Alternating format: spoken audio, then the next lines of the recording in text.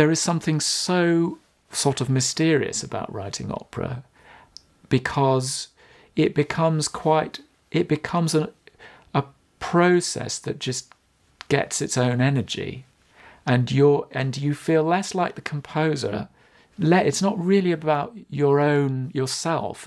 You start a process, and then suddenly the characters, the scenes, the sequences develop a life of their own, and sometimes it feels like you're being told what to do. You're being told how this melody goes. Characters will sing at you before you've written their material. You'll just suddenly hear it with a kind of clarity. So the first music I ever heard for Night Crew in my head was the opening of the whole piece. And that was a really amazing moment, because we'd had all these meetings where we'd gone on and on and on about what's the language of the Night Crew. And I had this real sense that this was going to be an opera where most of the music was going to be really rhythmic, really in your face, really full on, kind of aggressive. And the first music I heard wasn't that. It was this sort of very floating, soft, incredibly soft,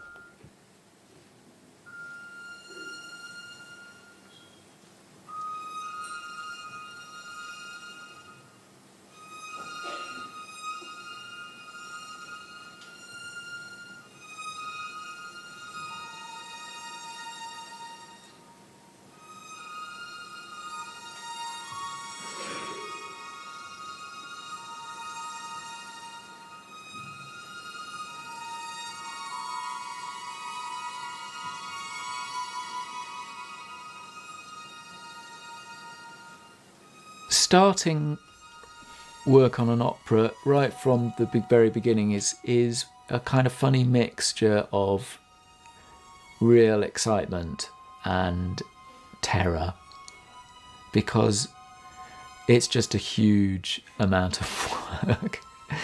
It really is. I often think, you know, composers now, we all have the benefit of music technology. You know, my laptop is kind of hot every day of the week. And, you know, you look back to sort of 19th century and earlier and you just wonder how anyone survived. Because writing any kind of full-length piece of theatre, whether it's opera or a ballet, let's say, is just a huge mountain to climb.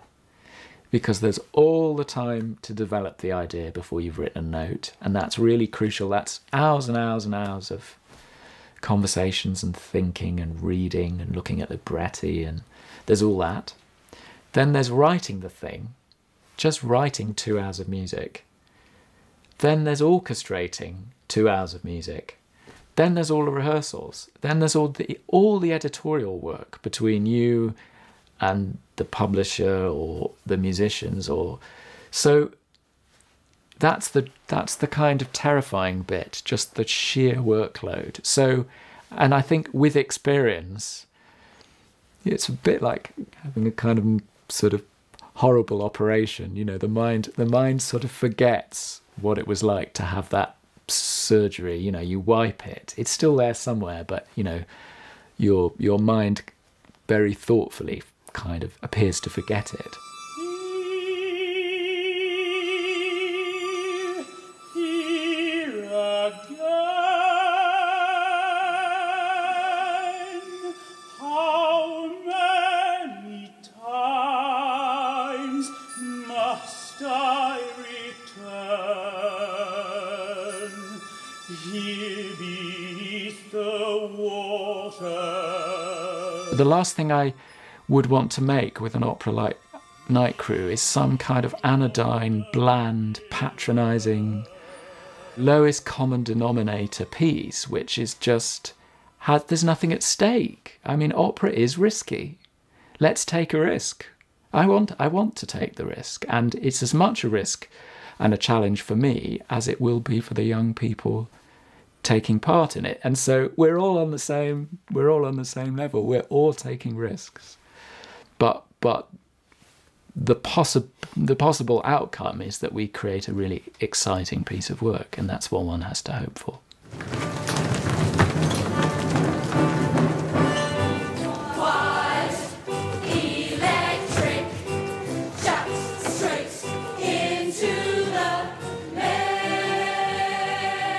The sound of a really fantastic group of vibrant young people singing is one of the most exhilarating sounds you can ever imagine. So very early on in the composing process, I realised that I wanted this to be, as for all the kind of grit and rhythmic drive of the gang music, I wanted big singing, big unison, lyrical, impassioned singing.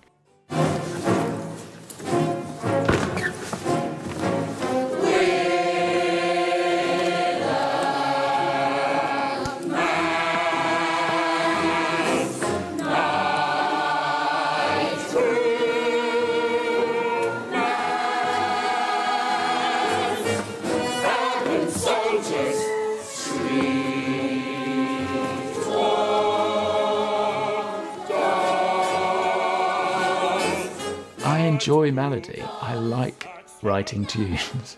Then, maybe someone else might point at one of my tunes and say, that's not what I call a melody, but, that's a question of taste. But I have tried to write big lyrical music that has a kind of lyrical wave that they can ride, so that whether it's about the energy inside a line, a fantastic contour to sing, or whether it's about the visceral drive of a rhythmic pattern, the hope is there's an energy there that they grab, and they really relish and enjoy.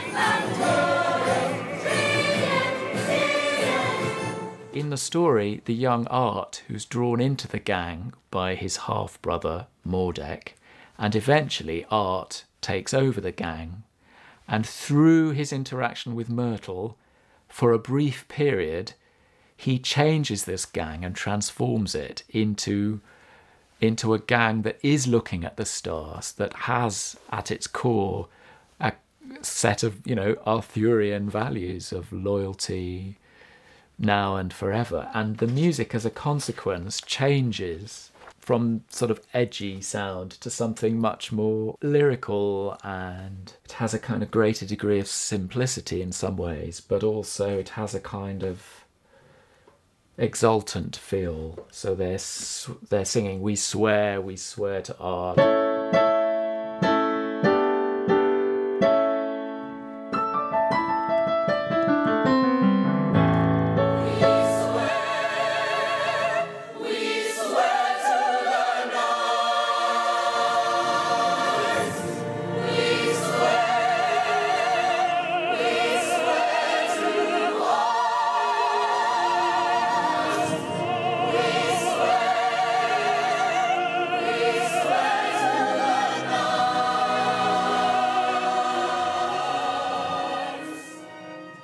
In the first act, that's their journey very much. They start in this sort of edgy place. Art takes control of the gang. The gang is then transformed into this golden age. And then, of course, events take hold. The story of the love triangle of Art and Lance and Quinn. And the gang falls apart. And what follows after that is that the music... there's some kind of transformation again, where the gang are changed by those events, and in a sense the end of the piece, their night crew music that they started with is replaced by the music that Myrtle has taught them. For someone has to come, someone has to leave. There's one more story. Myrtle's going to weave. For someone has to see, someone has to look, someone has to write a new world in Myrtle's book. Each piece, to some degree, has been about absorbing a story and a set of characters and a set of dramatic themes, letting them stew in my artistic subconscious and seeing what it offers me. So in terms of what I'm hoping to achieve with Night Crew, I've been trying to create that, the universe of this story, the musical universe of this story, and to create a musical world that's all-encompassing and absorbing, that will draw an audience member into the story and be an incredibly enriching experience.